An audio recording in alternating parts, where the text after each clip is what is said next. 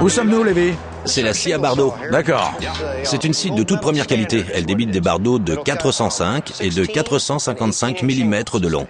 C'est une lame très coupante. Non, il va falloir qu'on l'aiguise à nouveau. Vraiment? On fait en sorte qu'elle soit assez coupante pour emporter la chair sur le côté des ongles quand on passe le doigt comme ça. Et vous voyez, ça ne m'a pratiquement rien fait, la lame est émoussée. C'est comme ça que vous le voyez, si elle vous emporte la chair au bord des ongles? C'est une façon de vérifier si elle la coupe. Et il y a une autre façon de voir. S'il y a une main à l'intérieur, c'est que la lame coupe bien. Oui. Bon, c'est vide, bien. J'aimerais bien voir cet engin en action. D'accord. La première chose que je vous recommande, c'est de retrousser vos manches. Il ne faut pas que quoi que ce soit puisse se prendre dans la lame ici. Non. Ça pourrait potentiellement conduire à un problème. Ouais, j'imagine. J'imagine que ça pourrait potentiellement conduire à un gros problème. Oui. Il faut donc faire attention et ne jamais perdre de vue où l'on met ses mains. La scie est encore en marche quand on place notre morceau de bois ici. Il faut donc faire très attention, car il n'y a pas une grosse marge de manœuvre. Non, vraiment pas beaucoup. Quelques centimètres. Prêt? Ouais.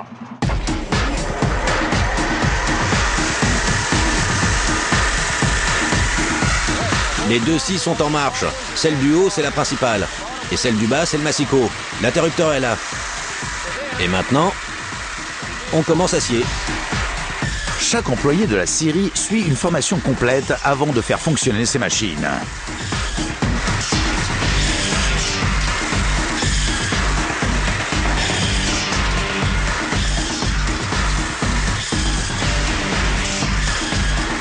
La plus grande des deux scies a été construite en 1908 et elle marche comme au premier temps.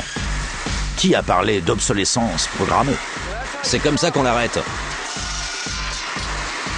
On a fait un bardeau de classe A et un de classe B. Vous pouvez arrêter ça un instant? Oui.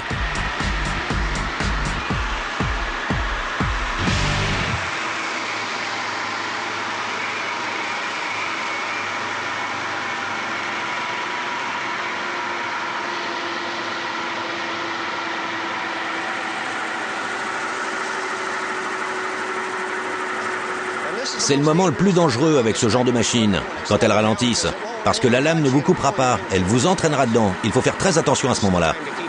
Je crois que vous venez de dire que c'est le moment le plus dangereux parce que si on touche la lame maintenant, Oui. elle ne vous coupera pas la main, mais vous entraînera tout entier à l'intérieur. Oui. N'y touchez pas. C'est encore dangereux. Très dangereux. Bien. À l'évidence, cette machine est aussi efficace que simple. Très simple. Mais franchement, je sais que vous avez grandi avec.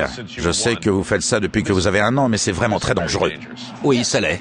Un boulot ne peut pas être plus dangereux que ça. C'est vrai. Vous êtes là. Je n'avais pas réalisé que vous faisiez tout ça là. Et je vais vous dire, je n'ai pas entendu un mot de ce que vous m'avez dit pendant que c'était en marche. Vous avez dit que vous aviez des A et des B? Oui. D'accord. Réexpliquez-moi la différence. Les bardeaux de classe A ont un fil vertical et sont parfaits. Comme celui-ci. Il n'y a aucun défaut. Parfait dans la longueur. Oui, Et pas un seul défaut. c'est ça. D'accord. Ça, c'est un classe A. Et où on met les classes A? Juste là. D'accord. Sur le plan incliné juste devant vous. Et vous dites que celui-là sera un B. Vous me montriez ces petites taches? Oui, ce sont des insectes. Ce sont de petits vers qui traversent le bardeau. D'accord. Ou la grume.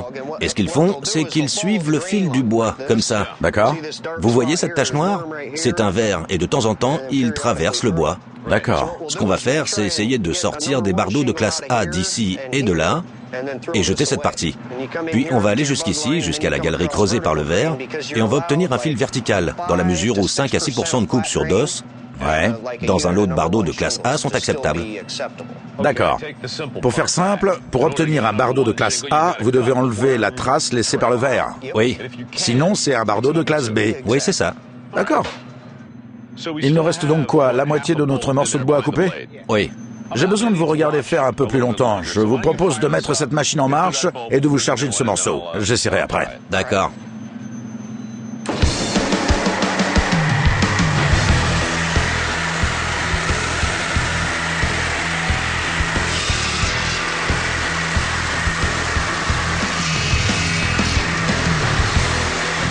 Ces gars produisent plus de 3 millions de bardeaux par an. Autant que je mette la main à la pâte.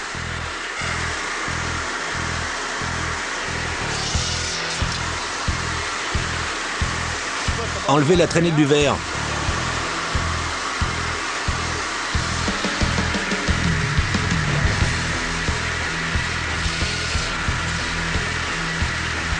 Je ne sais pas du tout ce que je fais. Je sais pas pourquoi je fais ça. Faites voir le bardeau. Ça va? Oui.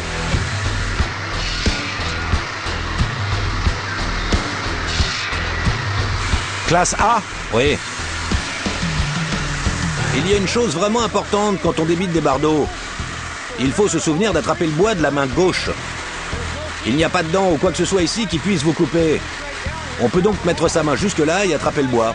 Si on fait comme ça, c'est un coup à y laisser la main. Mais si on fait comme ça, on ne risque rien.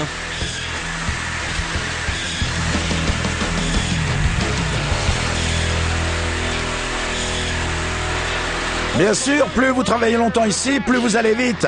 Je vous présente Gonzalo.